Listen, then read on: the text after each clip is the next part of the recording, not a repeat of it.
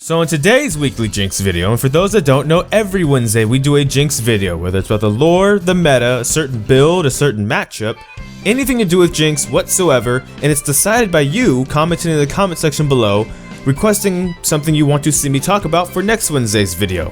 And in today's video, I'm going to talk about the origin story that came out a couple days ago now. The Jinx subreddit already actually had a post about this that you could check out as well, but in case you missed that post and or you don't use the subreddit and just missed this post entirely, pretty much Riot has this series that's called Origins, and what it is they pretty much go over not a champion's like lore backstory, but kind of like their development, how that champion came to be in the game, certain processes they went through, you know, the different champ designers and things like that. So they did one about Jinx a little while ago. What I'm going to simply do is kind of just read it, so that way you can just listen to it in case you did miss it. So it's titled Origins, this one Jinx, Forging the Loose Cannon. From robot cowboy snipers to napkin doodles, each of League's 138 champions started somewhere. This is the story of Jinx, a girl and her guns. There was once a bulletin board at Riot where anyone could share their awesome or slightly less awesome ideas for future champions. Always crowded with artwork and kit designs, the board was a place for inspiration for champ designers, even if most of the ideas never made it to official development. Years ago, illustrator Katie D'Souza posted to the board a picture of a gun-toting, braid-rocking criminal. Prompted by a love of villains and playing ADC, Katie hoped to bring a little bit of chaos to the marksman roster. The gameplay fantasy for the champion was legit, a weapon-swapping maniac, but when it came to appearances, she looked like a knockoff Miss Fortune with a new haircut and fresh ink. Psycho Arsenal, Jinx's codename at the time, had a lot of potential, but she wasn't quite inspiring enough to enter development. Thus, she remained on the literal drawing board for months, until a small group of advocates made it their mission to bring Psycho Arsenal to the Rift. One of those early advocates was champion designer August Jinxie Lord Browning, who says, "I've always wanted to make a weapon-swapping ADC, like a ranged Udyr, and this seemed like a perfect opportunity." While August worked on Jinx's arch nemesis Vi by day, he rallied with Katie and a few others for Psycho Arsenal by night. Eventually support started rolling in, and about 6 months after that fateful drawing was posted, Jinx was chosen for official development. Defining Jinx. Psycho Arsenal had the green light, so it was time to tackle one of her biggest issues, her genericness. Most of League's female champions at that time looked pretty similar, with a sexy persona and a voluptuous hourglass figure. "My instinct is to diversify wherever I can," Katie says. "I started thinking it'd be cool if she was more wiry and spunky, maybe like she survives on Skittles, because she's so busy causing mayhem." Psycho Arsenal became more slender and, I can't pronounce that word, while her guns got bigger and bigger. Eventually her proportions basically reversed. She became a tiny girl carrying oversized weapons, heavy weapons. Weapons there's probably no way she'd actually be able to carry in real life. "That's when my excitement and confidence ultimately multiplied," August said. "She felt so much more original and resonant." Even though Jinx's appearance changed quite a bit during development, there were 3 things that remained the same: her signature floor-length blue pigtails, her manic expression, and guns. Lots and lots of guns. Come on, shoot faster. True to the name Psycho Arsenal, Jinx wielded a variety of weapons during her development. Pistols, rifles, crossbows, tasers, taser crossbows, semi-automatic machine guns, miniguns, grenades, a rocket launcher, and even a flamethrower. Katie says, "We just put a bunch of different weapons on her while trying to figure out what her gameplay was going to look like." And Jinx's original kit, each of her basic abilities caused her to swap weapons, much like the way Udyr switches forms, and her ultimate changed based on the gun she was holding. This ended up feeling pretty boring to play because you were almost exclusively right-clicking on things the entire game. It just didn't feel like she had enough fun buttons to press, August says. The weapon swapping mechanic was moved to the queue, and the focus became creating 2 stances with distinct strengths and weaknesses. This was done by distinguishing the attack speed and AoE damage of the weapons. For quick firing, single target damage, there was the minigun. and for slow shooting AoE damage, a rocket launcher was a perfect fit. Now that Jinx's kit had the weapons, it was time to add the chaos.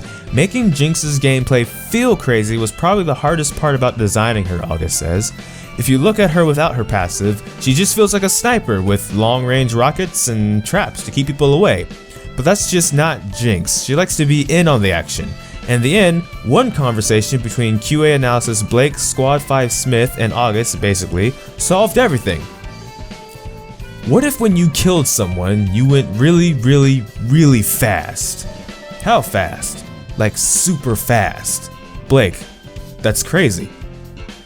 That's the point. On the first day of playtesting this new passive, Jinx ran into a fight, flashed past the enemy team to kill Xerath, got her passive procced, lost control of the character, and ran into the enemy tower and died. It was just like, yep, that's Jinx, August says. We knew after that playtest that she was finally starting to feel like the crazy girl we wanted her to be. And now, hold on to your bullets as we present a list of ults that didn't make it, with commentary by August. Drop the hammer. Jinx could activate a global cannon floating above the map, causing an oversized bomb to detonate at a target location after 10 seconds. Why it didn't make it? People would just walk out of it. Homing missiles. Jinx would fire 6 missiles that automatically target enemy champions, chase them down, and straight up kill them if they didn't dodge them. Why it didn't make it? She'd use it on bot lane and then randomly kill the enemy jungler, so it felt wrong. W2f Missiles. Jinx would fire a massive amount of missiles, which would then travel in unpredictable directions. Why it didn't make it? This was way too random. Circle of Cats. Jinx shot a bomb across the map, surrounding the first enemy hit with magical smoke. Anyone who ran through it was then transformed into a harmless, cuddly kitten. Why it didn't make it? Though adorable, it felt too indirect and impractical for Jinx. Super Mega Death Rocket. Jinx shoots a rocket that explodes upon hitting an enemy champion, dealing AoE damage. Why it didn't make it? Wait a second. Actually, Super Mega Death Rocket was one of the first spells tested for Jinx, but the team moved away from the idea. At the time, it did flat damage, so Jinx would just fire at the start of a fight. It was effective, but also pretty lame. The execute damage wasn't added until way later in development, when the balance team urged for the change. I felt pretty reluctant about it at first, August says, because it seemed like a Garen ult, but better because it was AoE and range. Still, it was unique to the ADC space and created a condition on when to use the ult to secure kills. Plus, Super Mega Death Rocket synergized really well with the rest of her kit, where she could make a pick, then use her crazy passive speed to get the next fight, and continue the carnage. Rules are meant to be broken, like buildings or people. One question about Jinx's personality lingered throughout development. Just how evil is she? Sure, she was inspired by villainy, but is Jinx out to murder people in cold blood? Or is she just trying to have fun, but her version of fun happens to involve a whole lot of destruction? August says, even though Jinx has killed a lot of people, we really don't think of her as a blood-drenched serial killer. Jinx is just bored and looking for excitement. Sure, she doesn't really care if people die in the explosions, but she's not in it for the casualties. Community specialist Robert Ransom Lowe puts it this way. If Jinx were walking past a stranger in a dark alley, she wouldn't just automatically stab them and take their money, but if she was walking past a stranger in a dark alley near a pyre of fireworks, she would totally blow up the fireworks and unintentionally light the stranger on fire because fireworks are freaking fun. Ultimately, Jinx's personality and gameplay was about striking a balance between unhinged, dangerous, and crazy while also being fun, approachable, and cute. The perfect representation of Jinx is probably her music video, August says.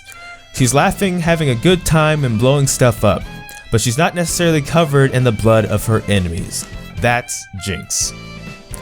And that is the reading of Origins, specifically Jinx. It's a new series they're doing about different champions' development and things like that. Hopefully this gave you insight if you wanted about how Jinx was created, you know, the different process they went through in making the champion, molding her personality, molding her kit, and different things like that. But that is all for this video. So thank you for watching this video this far if you did. Feel free to like, comment, and subscribe as well. Specifically comment about what you want to see me talk about for next week's Jinx video, but that concludes this video. I don't know which video will be next, because life can be quite a mess. So until next time, take care from the Fargodai FS. Thank you for watching.